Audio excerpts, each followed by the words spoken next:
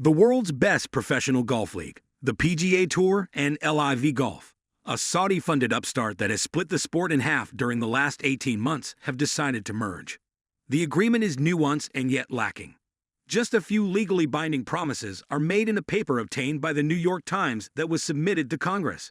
However, a lot of pro-golfers don't like it. And right now, they're mad at the stakeholders who facilitated the arrangement. Let us begin at the outset. What are LIV Golf and the PGA Tour? With millions of dollars in prize money, the PGA Tour hosts events almost every weekend, primarily in the United States, but also in other nations in North America, Europe, and Asia. Almost every well-known male golfer has played on the tour, including Jack Nicklaus, Tiger Woods, Arnold Palmer, and others.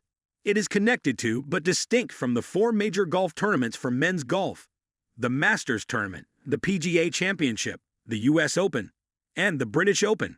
The women's tour is run by a different organization, the LPGA. LIV Golf was founded in late 2021 with billions of dollars of funding from the Public Investment Fund, a Saudi sovereign wealth fund, with former PGA Tour player Greg Norman serving as its commissioner.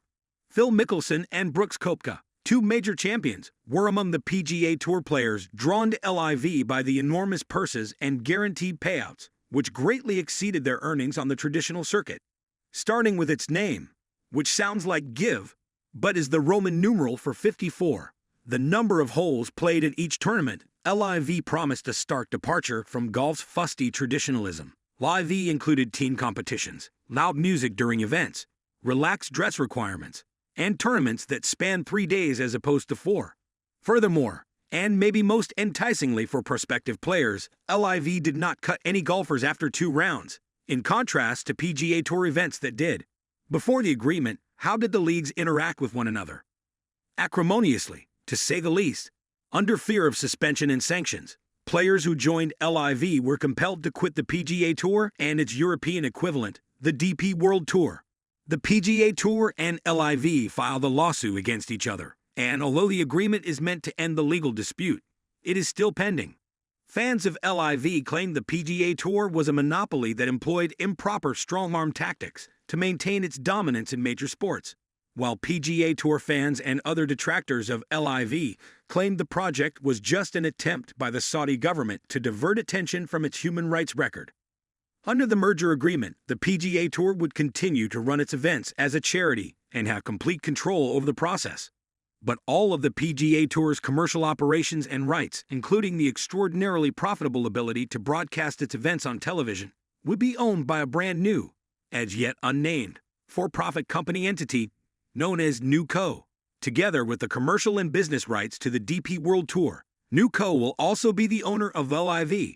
In recent stakeholder discussions, the PGA Tour secured $3 billion in funding from a U.S. consortium known as Strategic Sports Group, led by Fenway Sports Group's John Henry, Atlanta Falcons owner Arthur Blank, New York Mets owner Steve Cohen, and Boston Celtics owner White Grousbeck. The consortium is investing $1.5 billion in an initial round, and the remainder once conversations with the Saudi Public Investment Fund conclude.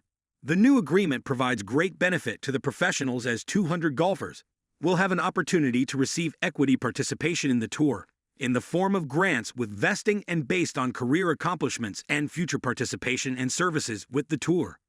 Did you enjoy this video? Please hit the like button and subscribe to our channel for more interesting and informative videos about the business of sports.